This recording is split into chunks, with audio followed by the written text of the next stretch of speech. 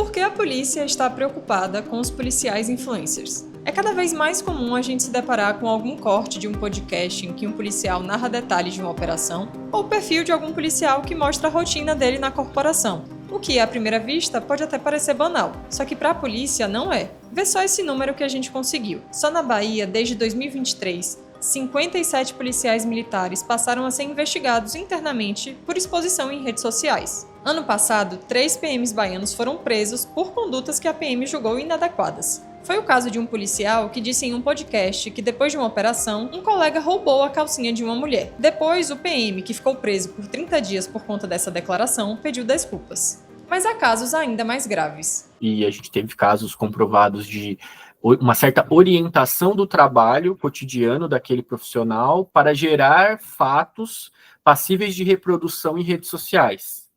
Inclusive fatos que, operações que não eram operações de fato, que não aconteceriam se não fosse o interesse desse profissional em compartilhar esse conteúdo nas redes sociais. Hoje, o espaço das redes sociais está cada vez mais significativo na vida de todos nós, como possibilidade de carreira, inclusive. Alguns policiais, então, viram uma chance única: combinar a produção de conteúdo e poder lucrar com isso, com algo que só eles poderiam mostrar. O interesse público por esse assunto ele é bastante bem caracterizado, basta ver, por exemplo, pesquisas de opinião que falam sobre quais são as principais preocupações do brasileiro.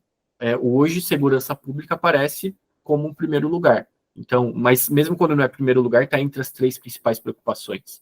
Então, num país muito inseguro, com muita violência, muita criminalidade, o tema é um tema de interesse público, e nesse caso os policiais acabam tendo, um local bastante diferente, tem um diferencial competitivo, dentre os influenciadores para falar a respeito desse assunto. Os processos contra policiais podem ser abertos por diferentes motivos. As polícias do país têm regimentos diferentes quanto ao uso de redes sociais, mas há similaridades. Dos 8 estados que possuem normativas específicas sobre o uso de redes sociais por policiais, todos estabelecem que é proibido que policiais criem, publiquem, divulguem ou editem conteúdos que remetam, seja direta ou indiretamente, à polícia militar. Isso pode acontecer, por exemplo, em casos que PMs mostram o interior de instalações policiais ou resultados relacionados a operações. Em resumo, a polícia teme que postagens criem uma imagem negativa da corporação. Por exemplo, se a PM considerar que uma postagem passa a impressão de que a polícia é truculenta, como aconteceu no afastamento temporário das atividades do soldado Luan Matos, em 2023. Do outro lado, há um debate sobre a modernização desses regulamentos que orientam a atividade policial. Inexiste ainda um processo mais amplo no Brasil de atualização desses regulamentos disciplinares para contemplar uma reflexão a respeito desse novo momento das redes sociais e do tipo de utilização que esses profissionais têm feito, das redes sociais. A aplicação de procedimentos disciplinares ou até mesmo de punições tem sido feito até mais caso a caso do que propriamente de uma forma mais horizontal, com os mesmos critérios para todos os envolvidos.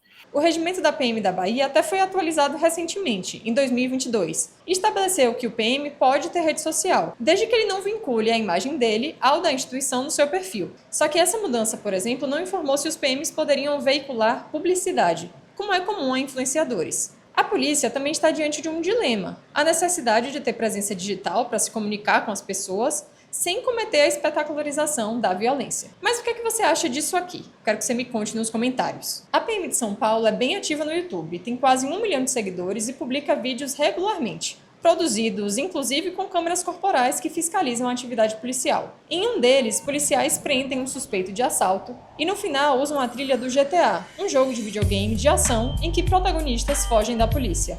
Essa exposição de policiais em redes sociais começou mais ou menos no início da década de 2000, quando um programa chamado Polícia 24 Horas foi lançado. O reality show mostrava os bastidores das ações policiais relacionadas pela PM de São Paulo. Mas antes disso, já havia veículos jornalísticos especializados na cobertura policial, como Notícias Populares, que publicava matérias como essa aqui, e programas policialescos, que mostram em detalhes ocorrências policiais. Já tem uma tradição de espetacularizar a violência, A gente adiciona mais uma camada com as redes sociais, porque a partir daí essa espetacularização ela não depende mais de veículos, ela é pulverizada pelos indivíduos.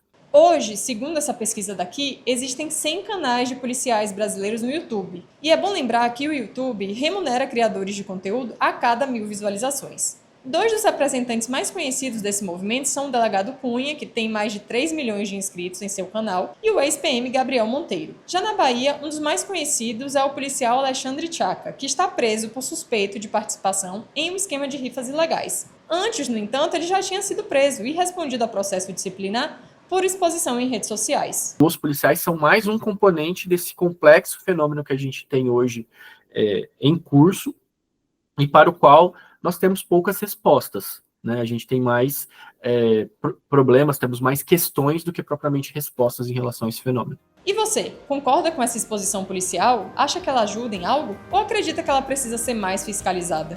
Me conta aqui nos comentários.